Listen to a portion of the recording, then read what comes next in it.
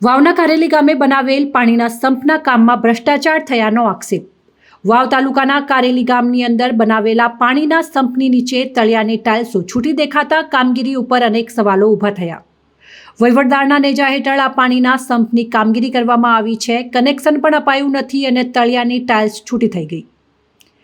બનાસકાંઠા જિલ્લાના વાવ તાલુકાના કારેલી ગામની ગ્રામ્ય પંચાયતના વહીવટદાર દ્વારા ગામની અંદર પટેલ વાસમાં આવેલ ગોગા મહારાજના મંદિર પાસે 15મું નાણાં પંચ વર્ષ 2023-24માં પાણીનો સંપ બનાવવામાં આવ્યો છે અને આ સંપની અંદર જે ટાઇલ્સો ફિટિંગ કરવામાં આવી છે તે ટાઇલ્સ અત્યારે બિલકુલ છૂટી જમીનથી અલગ થઈ ગઈ છે, જેને લઈને આ કામગીરીમાં મોટા પ્રમાણમાં કોન્ટ્રાક્ટર અને વહીવટદારની મિલીભગતને કારણે ભ્રષ્ટાચાર આચર્યો હોવાના સ્થાનિક જાગૃત નાગરિકે વિક્રમભાઈ પટેલે આક્ષેપો કર્યા હતા। જોકે વધુમાં તેમના દ્વારા જણાવવામાં આવ્યું હતું કે આ વહીવટદાર દ્વારા જે પાણીના સંપની કામગીરી કરાવવામાં આવી છે તે કામગીરી બિલકુલ હલકી કક્ષાના મટીરિયલ વાપરીને કરવામાં આવી છે, જેથી અત્યારે હજુ તો અંદર પાણી નથી અને ટાઇલ્સો છૂટી થઈ ગઈ છે। જો પાણી અંદર છોડવામાં આવશે ત્યારે પાણીનો સંગ્રહ કઈ રીતે થશે, તેને લઈને અનેક સવાલો ઊભા થઈ રહ્યા છે।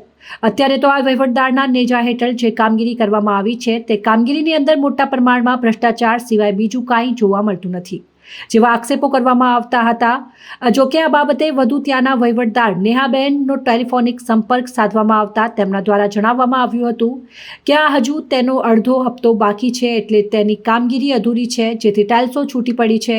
એ હપ્તો આવશે એટલે કામગીરી પૂર્ણ કરી દેવામાં આવશે, પરંતુ આ કામગીરી પૂર્ણ કર્યાના 3 માસ જેટલો સમય વીતી ગયો હોવાના આક્ષેપો થઈ રહ્યા છે। હવે ચિપકાવેલી ટાઇલ્સો અત્યારે છૂટી દેખાઈ રહી છે, જેને લઈને કામગીરી ઉપર અનેકો સવાલો ઊભા થઈ રહ્યા છે।